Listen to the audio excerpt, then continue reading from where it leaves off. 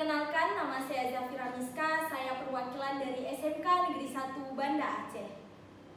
Nah, hari ini saya akan membawa sebuah teater monolog yang bertema tentang legenda Putronim.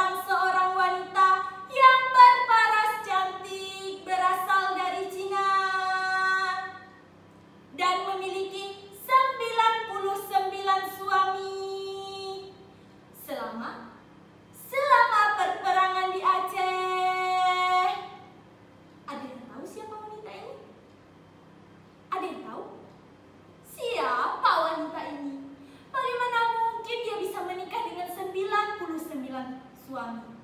Ada yang tahu? Siapa? Hah? Benar sekali. Itulah Putronim. Putronim merupakan seorang laksamana berpangkat jenderal yang bernama asli Nian Liangki. Pada abad itu, Putronim datang ke Aceh bersama ribuan prajurit serdadu perempuan Cina lainnya dan mendirikan sebuah kerajaan yang bernama Sedu. Berbicara tentang perjalanan kehidupan Putronim selama di Aceh, tentu itu sangat melekat dengan berbagai cerita dan mitos tentang tirai biduk rumah tangga yang memiliki 99 suami. Dan berakhir tragis pada malam itu dengan wanita yang disebut sangat cantik pada kala itu. Ada yang tahu kenapa? Ada yang tahu kenapa? Pasti beberapa di antara kalian sudah pernah mendengar cerita ini sebelumnya.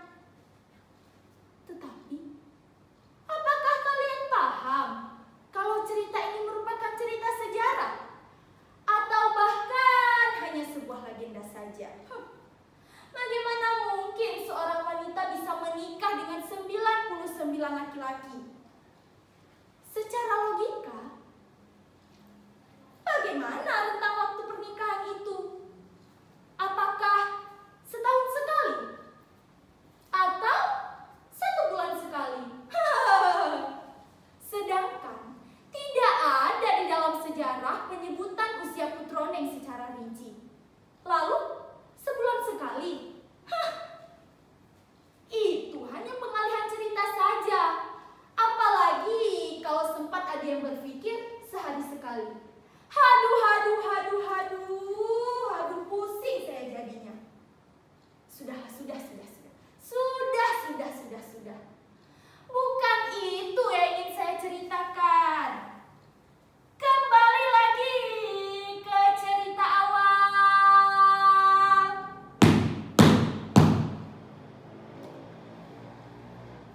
Sebelum menjadi jenderal, Putroneng sudah diberikan senjata mematikan oleh neneknya. Ini dimaksudkan supaya ketika dewasa nanti, Putroneng bisa menghadapi ancaman-ancaman dari musuhnya. Itulah cerita yang dikisahkan menjadi penyebab kematian-kematian suami Putroneng. Seperti itu rupanya. Sampai pada akhirnya seorang sultan dari kerajaan Perlak mempersunting dan memindahkan racun tersebut. Terdeng deng deng, terdeng deng deng, terdeng deng deng, terdeng deng deng, terdeng deng deng, terdeng deng deng, terdeng deng deng, terdeng deng deng, terdeng deng deng, terdeng deng deng.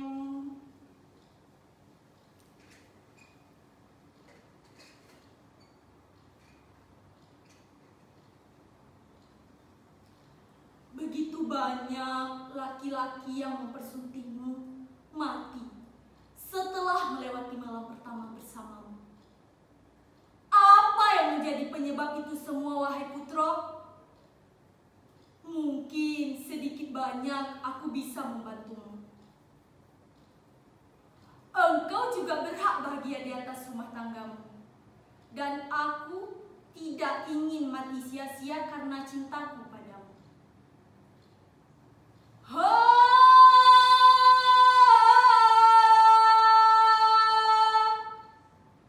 Mendengar kalimat seperti itu pun Putroneng menjawab, sebenarnya di dalam tubuhku ini sudah ditanam racun yang mematikan, sehingga siapapun yang menikahiku akan mati. Mereka tidak pernah kuberitahu, karena mereka tidak pernah benar-benar mencintaiku. Mereka hanya memanfaatkan kecantikan dan kehebatanku saja.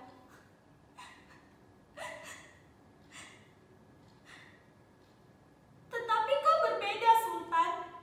Kau benar-benar tulus mencintaiku. Maka aku akan mengatakan hal ini kepadamu. Racun itu sudah tertanam di dalam kemaluanku. Dan aku tidak pernah tahu bagaimana cara mengeluarkan racun ini.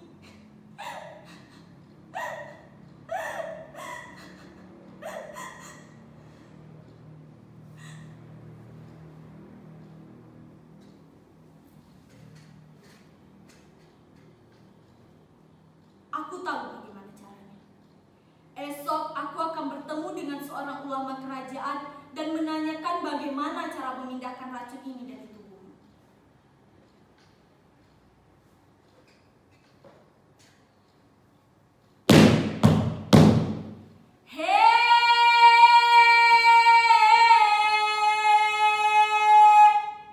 Pergilah Sultan Merah Johan pada ulama tersebut dan menanyakan bagaimana cara memindahkan racun itu dari tubuh Putroneng.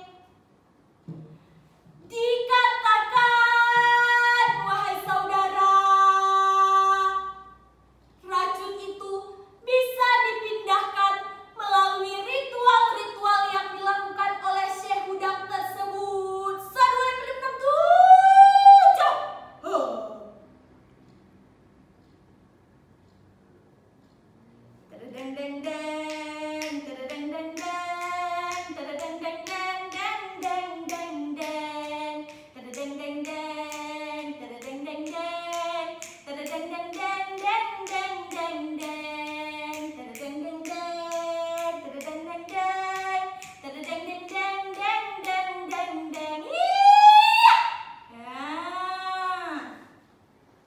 'Sampai pada akhirnya Sultan Merah Johan pun memberanikan diri untuk bermalam dengan Putroneng.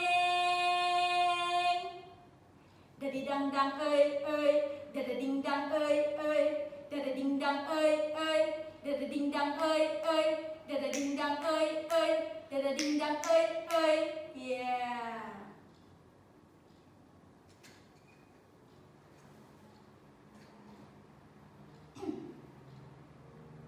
Aku telah berhasil melewati malam pertamaku bersama Putroneng. Dan aku masih diberi umur panjang. Ini membuktikan bahwa istriku sudah kembali membaik. Dan kami akan hidup bahagia selamanya. Ini merupakan cerita sejarah. Dan semoga sejarah tidak disalahartikan oleh generasi masa depan.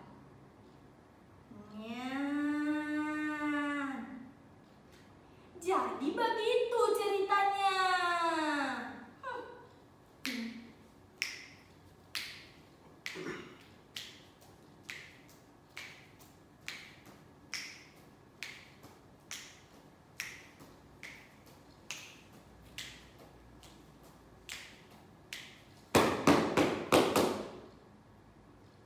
La ilaha illallah, Allah Allah, kalimat taibah anir bekai tamate. La ilaha illallah, Allah Allah, kalimat taibah anir bekai tamate. Tahu dengan cahya Nabi, tamate ngon janji Allah. La ilaha illallah, Allah Allah, kalimat taibah anir bekai tamate. Tahu dengan cahya Nabi, tamate ngon janji Allah. La ilaha illallah, Allah Allah, kalimat taibah anir bekai tamate. Soyang baca kalimatnya, selamat iman wate mate. La ilaha illallah, Allah Allah, kalimat taibah anir kepayung